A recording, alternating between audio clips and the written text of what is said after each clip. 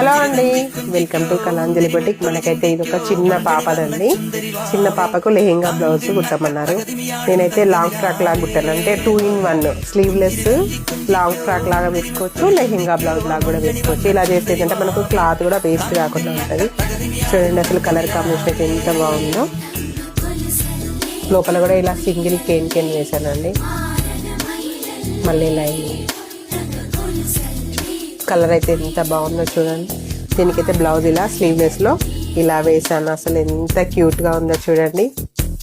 ఇదంతా lace attach చేశాను. ఇట్లా కట్ ప్యాటర్న్లో ఇచ్చాను. అసలు ఎంత బాగుందో చూడండి.